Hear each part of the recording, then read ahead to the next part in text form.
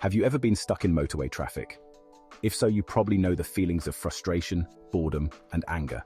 Well, this is the daily frustration for many motorists who use the M6 motorway past Birmingham, in the heart of Great Britain. Initially designed to handle 72,000 vehicles per day, this stretch of road actually accommodates 180,000. Because of this, the British government decided to build a new relief road to help ease some of the congestion. But did it actually work? The British government initially planned to build the new relief road using taxpayer money. However, a recession in 1979 led to funding cuts. A public inquiry effectively ruled out any use of taxpayer money for the project, creating the need for a fully privately funded solution, leading to the proposal of a toll road. Planners considered 5 potential routes for the new motorway. After careful consideration, they selected a 27-mile strip of land spanning from Junction 3A at Coles Hill to Junction 11A at Wolverhampton. With the route chosen, a bidding contest for tenure began. In 1991, Midland Expressway Limited, owned by a consortium of 27 banks led by Macquarie Infrastructure Group, a subsidiary of Macquarie Group, an Australian investment bank, won the contract for a 53-year concession to build and operate the new M6 toll. They would form a public-private partnership with the British government. These are long-term partnerships between public and private institutions. Private money is used to fund large government projects, then recouped from taxpayer money or other forms of income. As far as the M6 toll is concerned, it would be a 3-year build followed by a 50-year operation. At end of the 50 years, the British government would take over and operate the toll road. Before construction could begin, the British government needed to secure land along the 27-mile route. Large-scale infrastructure projects like this often require compulsory land purchases, also known as compulsory purchase orders.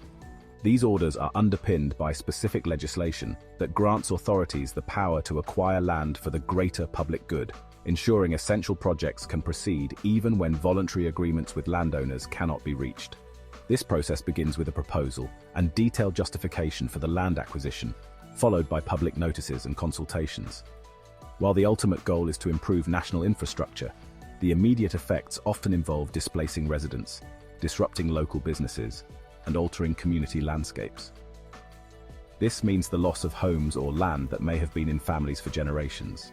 To mitigate these impacts, affected landowners are entitled to compensation, which covers the market value of the property, any additional losses incurred, and costs associated with relocating. The valuation and compensation process can be complex, often requiring legal representation to ensure fair outcomes for the landowners. Construction of the M6 toll began in the year 2000, contracted to a consortium of major building contractors including Carillion, Alfred McAlpine, Balfour Beatty and AMEC. Together, they would be known as CAMBA. The road finally opened in 2003 at a project cost of £900 million. Notably, the UK government contributed £18 million towards rebuilding part of the connecting M42 junction. Initially, freight operators indicated they would not use the road due to high toll prices. In response, Midland Expressway reduced prices for heavy goods vehicles from £10 per journey to £6. Despite these adjustments, they reported losses of over £29.4 million in their first full year of operation. The M6 toll continued operations under Macquarie Group until it was put up for sale in 2016. In 2017, an investment firm called IFM Investors acquired Midland Expressway for a reported £1.4 billion. IFM is an investment fund owned by 17 Australian pension companies. It sits at the top of a complex corporate structure that ultimately controls the M6 toll. At the beginning of this structure is Midland Expressway Limited, the entity responsible for the day-to-day operations of the M6 toll. As of 2022, Midland Expressway Limited posted a turnover of £110,819,000, with £107,897,000 from toll revenue and £2,992,000 from the motorway services operated by Roadchef. Deferred tax from previous years helped bump up their net profits from £6,323,000 to £96,322,000. From here, it all gets a little more complicated. Midland Motorway Group Limited is the parent company of Midland Expressway Limited, and Peregrine Motorways Limited is the parent company of Midland Motorway Group Limited. And on it goes. Eventually, this structure makes its way from the UK through Luxembourg, then the Jersey Islands, and finally Hong Kong. As you can see from this company structure, it is set up to maximize financial performance and tax optimization. One way to do this is by using loan notes. Loan notes help optimize tax positions and manage resources effectively, enabling companies to navigate the complex landscape of financing.